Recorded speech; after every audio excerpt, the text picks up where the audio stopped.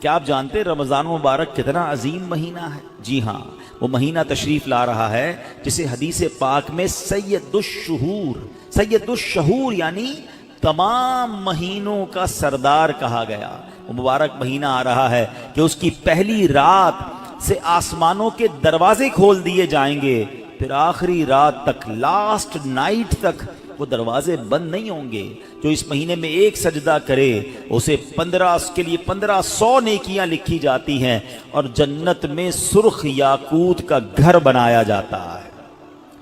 اللہ اکبر، سمجھ آ رہی ہے بات؟ ایک سجدے پر 1500 نیکیاں، اور ایک ہی سجدے پر سرخ یاقوت کا جنت میں گھر۔ اب سوچیں جو نفل پڑھتے ہیں، جو پوری تراویح پڑھتے ہیں، ہر سجدے پر کیا کچھ حاصل کر رہے ہیں، انہیں سوچنا چاہیے جو تراویح میں سستی کر جاتے ہیں، نوافل میں سستی کرتے ہیں۔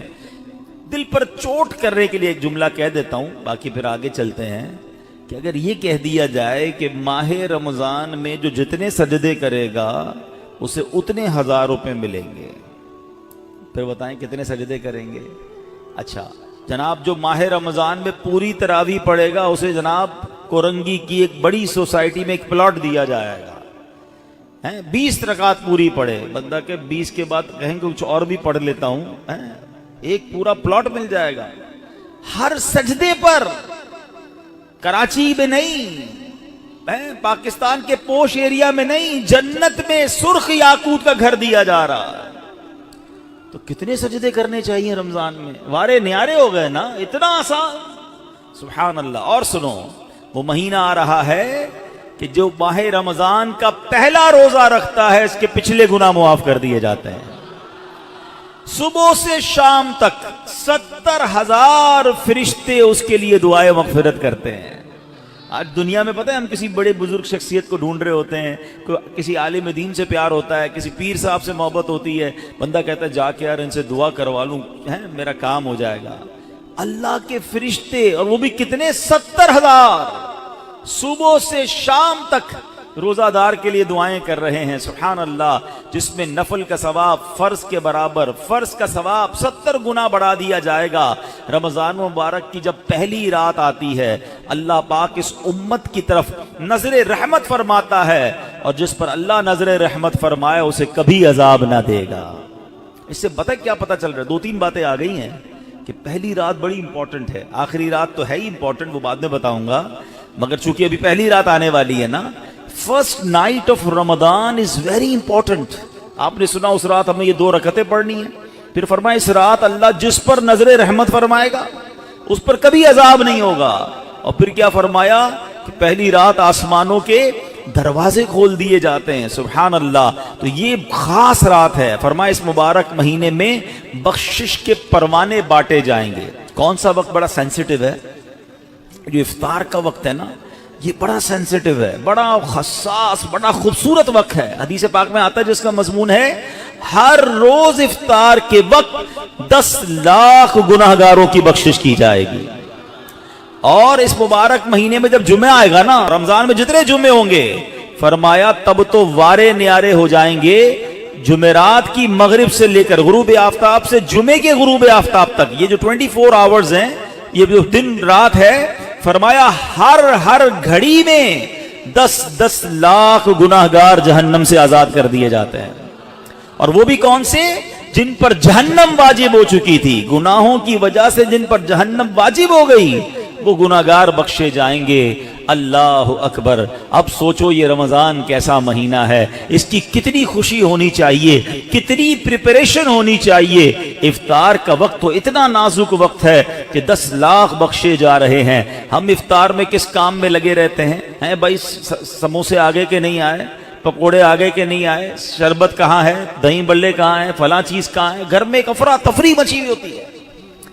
پلیز ٹرائی ٹو انڈرسٹینڈ، یہ افطار کا وقت مانگنے کا وقت ہے، گر گڑانے کا وقت ہے، آنسو بہانے کا وقت ہے کہ مولا آج 10 لاکھ بخشے جا رہے ہیں، ان بخشے جانے والوں میں میرا بھی نام لکھ دے۔ کیا ہی اچھا ہو کہ باپ بھی بیٹھا ہو، ماں بھی بیٹھی ہو، بچے بھی بیٹھے ہوں اور ہاتھ اٹھے ہوئے ہوں، اور اللہ کی بارگاہ میں التجائیں ہوں، اے اللہ ہمارا گھرانہ تیرے دربار میں حاضر ہے، اے اللہ افطار کا وقت ہے، 10 لاکھ بخشے جائیں گے، اس بخشے جانے والوں میں ہماری فیملی کا، ہمارے گھر بار کا نام لکھ دے۔ تو اے میرے اسلامی بھائیوں، پردے میں جو مجھے انٹرنیٹ پر اسلامی بہنیں سن رہی ہیں، بعد میں سنیں، کچھ ایسا انتظام گھر میں کریں کہ 10 15 20 منٹ پہلے اب سارے کاموں سے فارغ ہو جائیں، اب دعاؤں میں گزاریں، افطار کا وقت افطار سے پہلے بھی دعا کریں، مگر جو خاص مقبولیت کی گھڑیاں ہیں وہ عین افطار کے بعد ہیں۔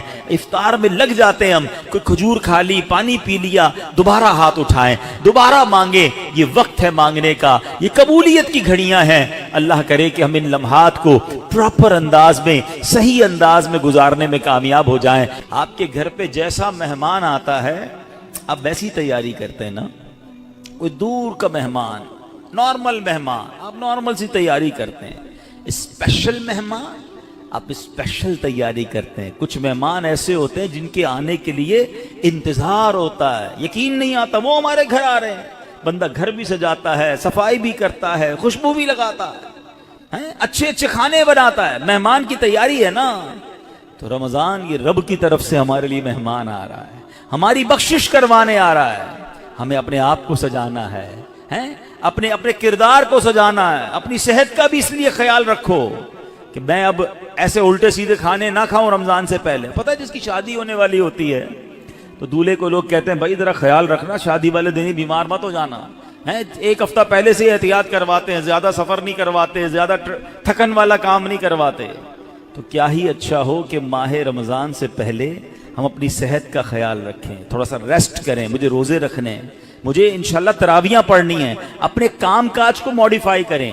آپ بہت بیزی رہتے ہیں کاروبار میں، نوکری میں، تو کوشش کریں کہ کوئی ایسی ترتیب بنائے کہ میرا کچھ کام کم ہو جائے تاکہ میں روزے رکھ سکوں، میں عبادت کر سکوں۔ ساری زندگی پڑی ہے کام کرنے کے لیے، لیکن عجیب بات پتہ ہے کیا ہے، اس وقت 2 قسم کی تیاریاں ہو رہی ہیں۔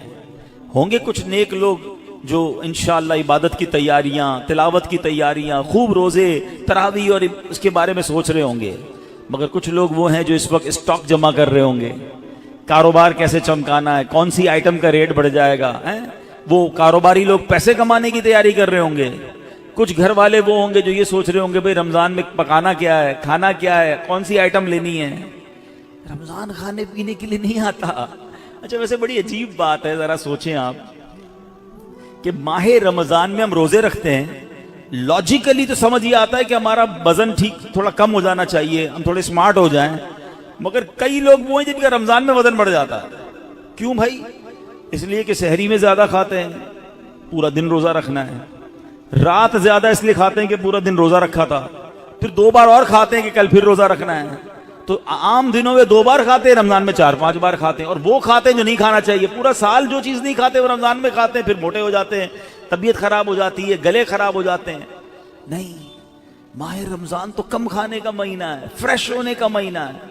لیکن ہمارے یہاں تو فیسٹیول، اگر میں کہوں کسی کو کہ کسی غیر مسلم کو اگر رمضان میں دورہ کرا دیا جائے پاکستان کے مختلف شہروں کا اور کہیں بتاؤ کیا آپ نے دیکھا، تو کہے گا لگتا ہے مسلمانوں کا کوئی کھانے پینے کا تہوار آ رہا ہے، کہ میں جس مٹھائی کی دکان پہ گیا وہ رش تھا، جس پکوڑے کی دکان پہ گیا وہ لائنیں لگی ہوئی تھی افطار سے پہلے، اور بورڈ لگے ہوئے تھے سحری آفر، افطار آفر، تو لگتا ہے مسلمانوں کا کوئی کھانے پینے کا سالانہ تہوار آتا ہے۔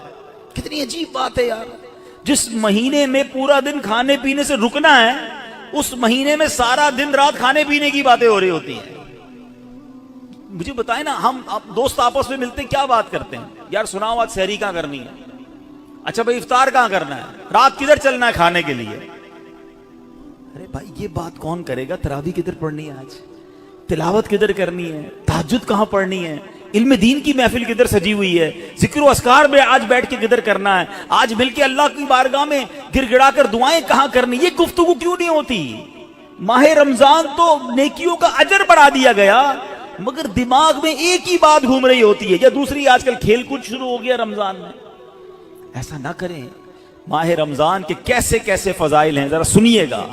معراج شریف کی روایات میں ہے، معراج کے دولہ مکی مدنی مصطفیٰ صلی اللہ تعالی علیہ وسلم نے سدرۃ المنتہا کے قریب ایک فرشتہ دیکھا۔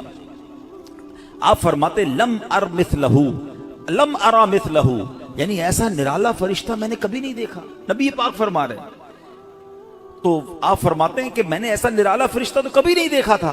یہ جب تسبیح کرتا تھا تو اس کی ایسی خوبصورت آواز تھی کہ اس آواز سے عرش بھی جھوم اٹھتا تھا. میں نے جبرائیل سے پوچھا ایو خلقی ھذا، اے جبرائیل یہ کون سی مخلوق ہے؟ عرض کی حضور یہ ایک فرشتہ ہے جو حضرت آدم علیہ السلام سے 2000 سال پہلے پیدا کیا گیا تھا. میں نے پوچھا اس سے پہلے یہ کہاں تھا؟ عرض کیا اللہ پاک نے عرش کے نیچے جنت میں ایک جگہ بنائی ہے، یہ وہیں ہوتا ہے. حضور آج آپ کے دیدار کے لیے حاضر ہوا ہے. کیا شان ہے میرے آقا کی، ہر کوئی فدا ہے بن دیکھے، دیدار کا عالم کیا ہوگا. ارے فرشتہ بھی میرے آقا کے دیدار کا تمنائی ہے. جبریل امین کہتے ہیں حضور آج آپ کے دیدار کے لیے حاضر ہوا ہے. مکی مدنی سلطان صلی اللہ تعالی علیہ وسلم فرماتے ہیں کہ اب نبی پاک علیہ الصلوۃ والسلام نے اس فرشتے سے ایک بڑا کمال کا سوال کیا. ذرا سنیے گا، آپ کا ایمان تازہ ہو جائے گا. پیارے آقا علیہ الصلوۃ والسلام نے اس فرشتے کو سلام کیا تو وہ تسبیح میں مصروف تھا، اللہ پاک کی تسبیح میں مصروف تھا، اسے سلام سنائی نہ دیا. اب جبریل امین نے اسے کہا ھذا محمد صلی اللہ علیہ وسلم، یہ محبوب خدا جناب رسول اللہ صلی اللہ علیہ وسلم ہے. جب اس نے سنا تو خوشی سے اپنے 2 سبز پر پھیلائے. یہ اتنے بڑے پر تھے جنہوں نے آسمانوں اور زمین کو گھیر لیا. اب اس نے مجھے نبی پاک فرماتے ہیں مجھ سے گلے ملنے کی سعادت حاصل کی، ادب سے بوسہ بھی دیا. پھر عرض کی یا رسول اللہ صلی اللہ تعالی علیہ وسلم آپ کے لیے گڈ نیوز ہے، آپ کے لیے خوشخبری ہے کہ اللہ پاک نے آپ ماہ رمضان کے صدقے آپ کی امت کی بخشش فرما دی. اس فرشتے نے نبی پاک کو خوشخبری عرض کی کہ حضور آپ کی امت کو اللہ نے ماہ رمضان کے صدقے بخش دیا ہے. سبحان اللہ. نبی ہاشمی صلی اللہ علیہ وسلم مزید فرماتے ہیں اس فرشتے کے سامنے 2 صندوق رکھے ہوئے تھے جن پر ہزاروں تالے لگائے ہوئے تھے. میں نے پوچھا ان صندوقوں میں کیا ہے؟ اس فرشتے نے عرض کی ان صندوقوں میں آپ کی امت کے روزہ داروں کے لیے جہنم سے آزادی کے پروانے ہیں. ہائے ہائے، ہماری آمد ہماری مغفرت کا انتظام پہلے ہی رب نے فرما دیا ہے. کاش ہم ماہ رمضان کے قدردار بن جائیں. اے گناہ گاروں تمہاری سمجھ لو بات بن آئی ہے، عاصیوں کی مغفرت کا لے کر آیا ہے پیام. جھوم جاؤ مجرموں رمضان ماہ غفران ہے. بھائیوں بہنوں کرو سب نیکیوں پر نیکیاں، پڑ گئے دوزخ پہ تالے قید میں شیطان ہے. اللہ اکبر. تو اے میرے پیارے اسلامی بھائیوں یہ اس قدر مبارک مہینہ ہے کہ اللہ کریم اس مہینے میں رحمتوں اور برکتوں کے دروازے کھول دیتا ہے. اس مہینے میں مغفرتوں کے انتظام ہو گئے ہیں. اللہ کرے کہ ہم ماہ رمضان کی قدر کرنے والے بن جائیں. رب عز و جل قرآن مجید میں اس ماہ مبارک کے بارے میں فرماتا ہے. ماہ رمضان کی آپ اہمیت کا اندازہ اس بات سے بھی لگائیں کہ پورے قرآن میں صرف ایک ہی مہینے کا ذکر ہے، اور وہ مہینہ کون سا ہے؟ وہ مہینہ ماہ رمضان ہے. اللہ قرآن میں فرماتا ہے بسم اللہ الرحمن الرحیم شہر رمضان الذی انزل فیہ القرآن ھدی للناس وبینات من الھدی والفرقان فمن شہد منکم الشہر فلیصم.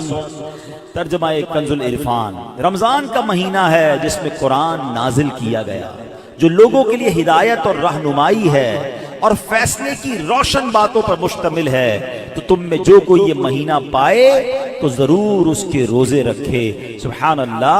اے میرے پیارے اسلامی بھائیوں رمضان کا مہینہ کیا خوبصورت فرمایا کہ جو اس مہینے کو پائے وہ روزے رکھے. پیارے اسلامی بھائیوں رمضان المبارک کی شان کیسی ہے. یہ مہینے جس کو بھی رمضان ملتا ہے نا اس کو گویا لاٹری لگتی ہے. میں آپ کو واقعہ سناتا ہوں، بہت امیزنگ واقعہ ہے. پیارے آقا علیہ الصلوۃ والسلام کی بارگاہ میں حضرت بہت اچھے بڑے صحابی ہیں، بلند مرتبہ صحابی ہیں، حضرت طلحہ بن عبید اللہ رضی اللہ تعالیٰ فرماتے ہیں کہ ایک مرتبہ 2 شخص نبی پاک کی بارگاہ میں ایک ساتھ آئے. دونوں نے کلمہ پڑھا، صحابی ہونے کا درجہ حاصل کر لیا، بڑے نیک اور پرہیزگار تھے، اور ان میں سے ایک عبادت اور ریاضت میں بہت زیادہ محنت کرتے تھے. جو زیادہ عبادت گزار تھے یہ ایک مرتبہ ایک غزوے میں شریک ہوئے اور شہید ہو گئے. جہاد میں گئے اور شہید ہو گئے، اور 1 سال بعد دوسرے جو صحابی تھے ان کا بھی انتقال ہو گیا. ٹھیک ہے. حضرت طلحہ فرماتے ہیں ان دونوں کے دنیا سے جانے کے بعد ایک رات میں نے خواب میں دیکھتا ہوں کہ میں جنت کے دروازے پر کھڑا ہوں, یہ دونوں صحابی رسول وہاں موجود ہیں. اتنے میں جنت کے اندر سے کوئی باہر آیا, وہ صحابی جن کا انتقال 1 سال بعد ہوا تھا انہیں لے کر جنت میں چلا گیا. تھوڑی دیر کے بعد دوبارہ وہ فرشتہ آیا اور جو صحابی 1 سال پہلے شہید ہوئے تھے ان کو بعد میں جنت میں لے کر گیا. اب بات سمجھ آ رہی ہے؟ جو شہید ہوئے, زیادہ عبادت کرتے تھے, وہ بعد میں جنت میں گئے, اور جو 1 سال بعد جن کا انتقال ہوا, جو اتنی عبادت نہیں کرتے تھے مگر وہ جنت میں پہلے چلے گئے.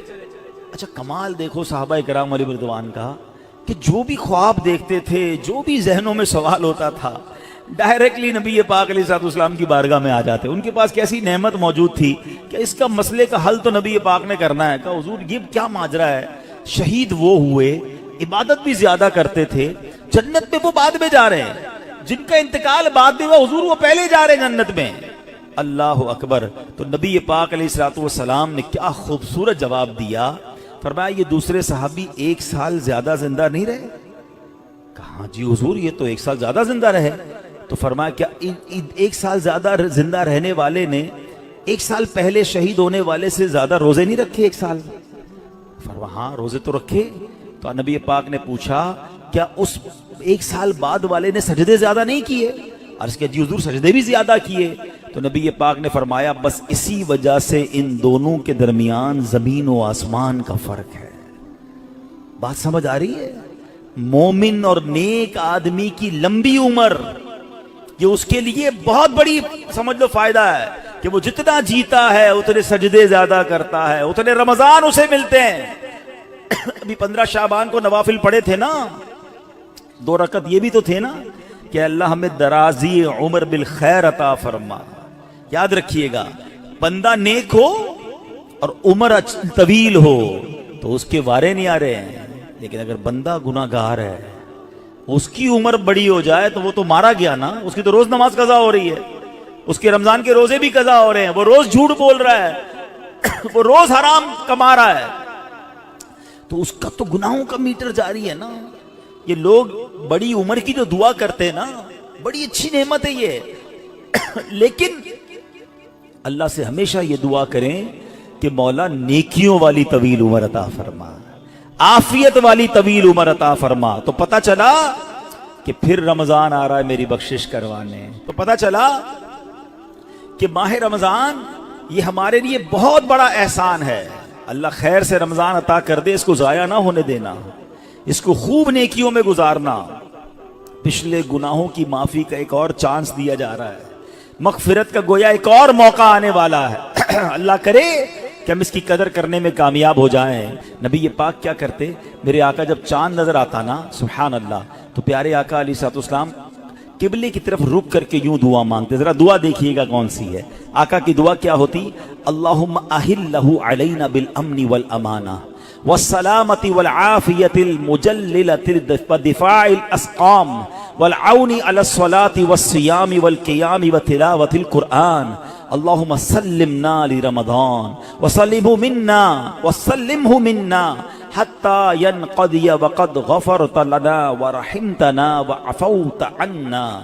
اے اللہ اس چاند کو ہم پر امن و امان, سلامتی, مکمل عافیت اور بیماریوں سے حفاظت کا ذریعہ بنا, اور نماز, روزے, عبادت اور تلاوت قرآن پر مدد کا سبب بنا. اے رب کریم ہمیں رمضان کی وجہ سے سلامتی عطا فرما, یعنی اسے ہمارے لیے سلامتی والا بنا اور اسے ہم سے سلامتی عطا فرما, یہاں تک کہ جب یہ رخصت ہو تو تیری مغفرت و رحمت اور عفو درگزر ہمارا یقینی مقدر بن چکا ہو. سبحان اللہ. تو پتہ چلا رمضان مبارک کی آمد پر خوشخبریاں دینا, لوگوں کو مبارکباد دینا, یہ اچھا کام ہے. انشاءاللہ اگر ہم رمضان کی آمد کی خوشی بنائیں گے, اللہ کی رحمت جوش میں آئے اور کاش ہم جنت کے حقدار بن جائیں. مگر ایک احتیاط اس میں کرنی ہے. جب بھی رمضان آتا ہے نا تو ایک بڑا عجیب سا میسج وائرل ہوتا ہے. کیا وائرل ہوتا ہے؟ حدیث پاک میں ہے کہ جس نے سب سے پہلے آمد رمضان کی مبارک دی اس کے لیے جنت واجب ہو جاتی ہے. ایسی کوئی حدیث ہمارے آقا مکی مدنی مصطفیٰ صلی اللہ تعالی علیہ وسلم سے ثابت نہیں ہے نہ ہی رمضان کے بارے میں نہ ہی کسی مبارک مہینے کے بارے میں ایسے جھوٹے میسیجز کو آگے بڑھانا نہیں چاہیے.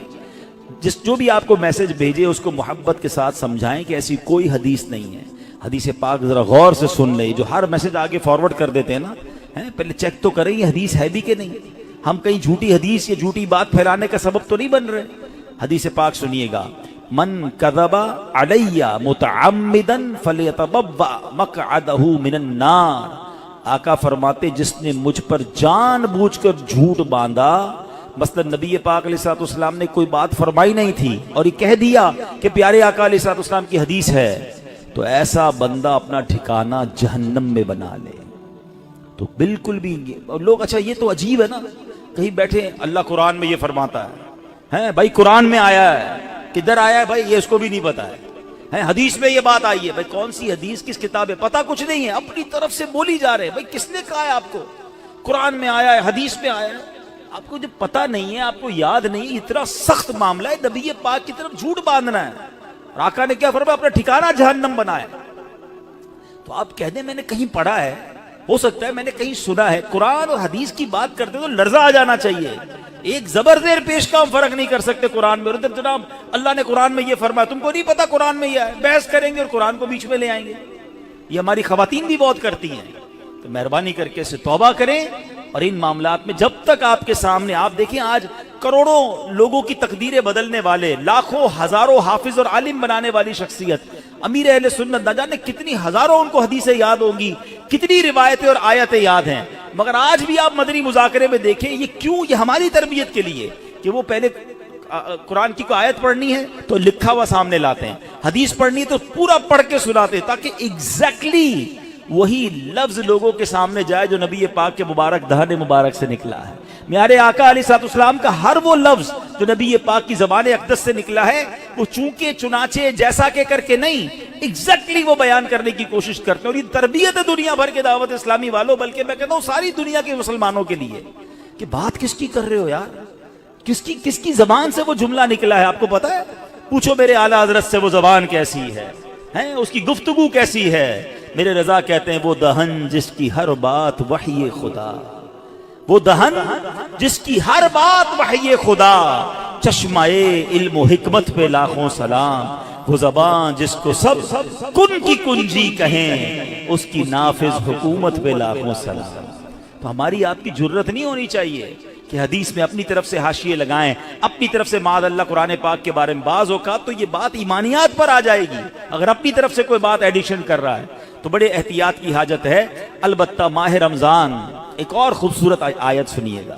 اس میں قرآن پاک نے جو ہم پر رمضان کے روزے فرض کیے گئے نا, اس کا ریزن بیان کیا. یعنی ہماری شریعت ہم سے چاہتی کیا ہے, روزے تو ہم برسوں سے رکھ رہے ہیں, بچپن سے روزے رکھ رہے ہیں, کئی ایسے یہاں ایسے ہوں گے, لیکن اس روزے سے میں حاصل کیا کرنا ہے؟ قرآن کیا فرماتا ہے سنو. اللہ قرآن میں فرماتا ہے یا ایھا الذین آمنوا کتب علیکم الصیام کما کتب علی الذین من قبلکم. اے ایمان والو تم پر روزے فرض کیے گئے جیسے تم سے پہلے لوگوں پر فرض کیے گئے تھے, مگر آگے ریزن بتایا گیا کیوں کیے گئے. لعلکم تتقون.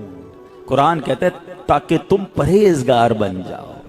آج سمجھ لیں, میں اس موضوع کو تھوڑا اور مزید ڈیفائن کروں گا کہ روزے فرض ہونے کی وجہ قرآن نے کیا بیان کی. لعلکم تتقون, تاکہ تم پرہیزگاری اختیار کرو, تم پرہیزگار بن جاؤ. اس آیت کریمہ میں جو روزے کی اعلیٰ ترین حکمت اور بہت بڑا فائدہ بیان کیا گیا, ایکچولی اس میں چھپا ہوا ہے لعلکم تتقون, تاکہ تم پرہیزگار بن جاؤ. اے میرے پیارے اسلامی بھائیوں, پتا چلا کہ مبارک مہینہ ہے جس میں ہمیں تقوی حاصل کرنا ہے. آپ نے علماء کرام کا بیان سنا ہوگا, وہ بعض علماء کہتے ہیں الحمدللہ رب العالمین والعاقبۃ للمتقین. اس کا معنی پتہ ہے؟ اے ہائے, یقین کریں کبھی کبھی خطبہ ہی ہلا دیتا ہے. یہ جملہ اگر سمجھ آ جائے نا کہ تمام تعریفیں اس رب کے لیے ہیں جو عالمین کا رب ہے, والعاقبۃ للمتقین, جو آخرت ہے نا, جو بعد والی زندگی ہے وہ ہے ہی متقین کے لیے. تو ہم کدھر جائیں گے اگر ہم متقین نہیں ہیں, متقیوں میں نہیں ہیں, تو پھر ہمارا کیا بنے گا؟ اب ذرا غور کیجئے, تقوی یہ بڑی کمال کی نعمت ہے, آسان نہیں ہے. مگر سبحان اللہ رمضان کا روزہ جو ہے وہ ہمیں متقی بنانے آیا ہے. قرآن کہتا بھی یہی ہے لعلکم تتقون، تاکہ تم پرہیزگار بن جاؤ، متقی بن جاؤ. سبحان اللہ، تقوی کتنی بڑی دولت ہے.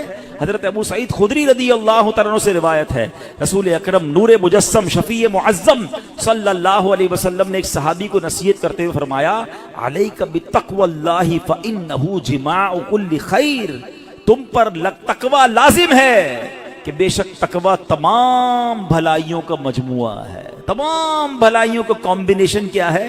وہ تقوی ہے. حجت الاسلام امام محمد غزالی فرماتے ہیں اے عزیز تجھے جاننا چاہیے کہ تقوی ایک نایاب خزانہ ہے. اگر تم اس خزانے کو حاصل کرنے میں کامیاب ہو گئے تو تم بہت بڑی کامیابی حاصل کر لو گے. یوں سمجھو کہ دنیا اور آخرت کی تمام بھلائیاں تقوی میں جمع کر دی گئی ہیں. اور وہ تقوی کیسے ملے گا؟ وہ روزے سے ملتا ہے. اگر بندہ صحیح معنوں میں روزہ رکھ لے تو انشاءاللہ وہ تقوی اختیار کر لے گا. تو اے میرے پیارے اسلامی بھائیوں، اب ذرا غور کیجئے. ایکچولی رمضان کو نئی زندگی پانے کا مہینہ قرار دیا گیا، نشاط ثانیہ. یہ بڑی کمال کی بات سنیے گا. شاید آپ کو حیرانی ہوگی کہ صوفیہ کرام کے مطابق انسان 2 مرتبہ پیدا ہوتا ہے. ہر انسان صوفیہ کرام کہتے ہیں 2 مرتبہ پیدا ہوتا ہے. پہلی ولادت تو وہ مشہور ہے جب ہم دنیا میں آئے، کوئی 30 سال پہلے آیا، کوئی 40 سال، ڈیٹ آف برتھ ڈے بناتے نا، وہ تو پہلی ولادت ہے. فرمایا دوسری ولادت وہ ہوتی ہے کہ جب بندہ دل کی پاکیزگی حاصل کر لیتا ہے، جب بندہ باطنی بیماریوں سے، حرص، لالچ، ہوس، دنیا کی محبت، تکبر، خود پسندی سے اپنے آپ کو پاک کر لیتا ہے، یہ اس کی دوسری ولادت ہوتی ہے. یعنی زندگی میں ایک موقع ملتا ہے بدلنے کا، ٹرن اراؤنڈ ہونے کا، اپنے آپ کو سدھارنے کا، سچی توبہ کرنے کا. ایک بار پھر رمضان آ رہا ہے، آؤ دوبارہ جی لیتے ہیں، آؤ دوبارہ بدل جاتے ہیں، آؤ اپنے رب سے دوستی کر لیتے ہیں. جو زندگی گزری ہمیں سب کو معلوم ہے کیسی گزری، کیوں نہ یہ رمضان نشاط ثانیہ کا اپنے آپ کو بدلنے کا مہینہ بنا دیں. اللہ نے پھر موقع دے دیا ہے. اے میرے پیارے اسلامی بھائیو، اس بات کو اس طرح سمجھیے، ایک بزرگ بڑی عمر کے تھے، ان کی عمر 60 یا 70 سال تھی، بال بھی سفید تھے. کسی نے کہا حضور آپ کی عمر کتنی ہے؟ کہتے 4 سال. حضور کیوں مذاق کر رہے ہیں، اتنی بڑی عمر ہے، آپ کے تو اپنے پوتے پوتیاں ہوں گی، آپ کہہ رہے ہیں 4 سال عمر ہے. کہتے ہیں بات یہ ہے کہ عمر تو بہت زیادہ ہے، بس توبہ کیے ہوئے 4 سال ہی ہوئے ہیں، اللہ سے دوستی کیے ہوئے 4 ہی سال ہوئے ہیں، باقی زندگی تو کھیلوں میں، گناہوں میں گزار دی ہے. اب آپ سنبھالیں تو کام اپنے سنور جائے، ہم نے تو کمائی سب کھیلوں میں گوائی ہے. پتہ نہیں ہم کب بدلیں گے، کب وہ زندگی پھر حاصل کریں گے، ورنہ زندگی کیسے گزر رہی ہے. ہم میں سے بہت سارے اچھی طرح جانتے ہیں کہ صبح ہوتی ہے، شام ہوتی ہے، زندگی یوں ہی تمام ہوتی ہے. کبھی کبھی تو ڈر لگتا ہے یار کہ زندگی بڑھ رہی ہے، ہمارے گناہ بڑھ رہے ہیں یا نیکیاں بڑھ رہی ہیں. کبھی سوچے تو صحیح، کوئی بیلنس شیٹ تو بناؤ کہ ہر گزرنے والا دن ہم اپنی موت کے قریب ہو رہے ہیں. یہ جو برتھ ڈے پر خوشی بناتے ہیں نا، ان کو سوچنا چاہیے. میں نہیں کہتا ناجائز ہے، لیکن جس کی 20 سال کا ہو گیا، 25 سال، 30 سال، آپ سمجھ رہے ہیں آپ آگے بڑھ رہے ہیں، آپ موت کے قریب ہو رہے ہیں. ایک زندگی کا سال کم ہو رہا ہے، ہر گزرنے والا دن ہم قبر کے قریب ہو رہے ہیں. عقل کیا کہتی ہے کہ جو قبر کے جتنا قریب ہوتا جائے اسے نیکیاں اور بڑھانی چاہیے. مگر ہمارا تو ماجرا ہی الگ ہے. اعلیٰ حضرت کہتے ہیں نا، نفس یہ کیا ظلم ہے، جب دیکھو تازہ جرم ہے. نفس یہ کیا ظلم ہے، جب دیکھو تازہ جرم ہے. نہ تمہاں کے سر پہ اتنا بوجھ بھاری، واہ واہ. روز جرم، روز گناہ، روز خطائیں، ہمارا بنے گا کیا؟ تو کتنی کمال کی بات بزرگ نے کہی کہ میری عمر تو 4 سال ہے، کیونکہ اس سے پہلے والی زندگی تو میں شمار ہی نہیں کرتا ہوں. توبہ کی ہے، نمازیں شروع کر دی ہیں، اللہ کو راضی کرنے والے کام شروع کیے، یہی میری اصل زندگی ہے. تو اے میرے پیارے اسلامی بھائیوں، کاش ہمیں یہ بات سمجھ آ جائے اور ہم توبہ کرنے والے بن جائیں۔ اللہ پاک کے نبی حضرت عیسیٰ علیہ نبینا علیہ السلام کا فرمان ہے لن یلج ملکوت السماوات من لم یولد مرتین، یعنی جو بندہ 2 مرتبہ پیدا نہیں ہوتا وہ آسمانی بادشاہت میں داخل نہیں ہو سکتا۔ یہ بزرگوں کے اقوال ملتے ہیں کہ دوسری زندگی کب ملی تمہیں؟ توبہ کے بعد والی زندگی، اللہ سے دوستی والی زندگی۔ اے شراب پینے والو، اے نماز قضا کرنے والو، اے حرام کام کرنے والو، اے چھپ چھپ کر گناہ کرنے والو، اے چوری کرنے والو، اے ڈاکہ ڈالنے والو، اے ماں باپ کو ستانے والو، کب تک گناہ کرو گے؟ آؤ وہ مہینہ آ رہا ہے جس مہینے میں ہمیں رب سے دوستی کرنی ہے، جس مہینے میں ہمارے دشمن، ارے ہمیں بہکاتا کون ہے؟ ابلیس نا، شیطان۔ اسی شیطان کو تو رمضان میں بند کر دیا جاتا ہے۔ کتنا ہمارے لیے کام آسان ہو گیا، بہکانے والا ہی بند ہے۔ اب تو توبہ کر لو، اب تو رب سے دوستی کر لو، اب تو اپنی لائف کو ریوائیو کر کے نشاط ثانیہ ایک نئی زندگی حاصل کر لو کہ چلو اس رمضان سے پہلے والی زندگی دوسری، اور اب زندگی الگ ہے، اب اللہ کی رضا والی زندگی، اب سجدوں والی، اب نماز والی، اب حلال والی زندگی ہوگی۔ آپ نے 2 صحابی کے واقعات سنے، 1 سال زندہ رہے زیادہ، وہ شہید سے آگے بڑھ گئے کیونکہ وہ 1 سال انہوں نے سجدوں میں، نمازوں میں، روزوں میں گزارا۔ ہمارا ہر سال ہمارے نہ جانے کتنے گناہوں میں اضافہ کرتا ہوگا، ہمیں یہ غور کرنا چاہیے۔ کاش اب زندگی کو بدلنے میں کامیاب ہو جائیں۔ حدیث پاک میں فرمایا ان لکل شیء بابا وان باب العبادۃ الصیام، بے شک ہر چیز کا دروازہ ہوتا ہے اور روزہ عبادت کا دروازہ ہے۔ تو اے میرے پیارے اسلامی بھائیوں، کاش ہم روزے کی اہمیت کو سمجھیں۔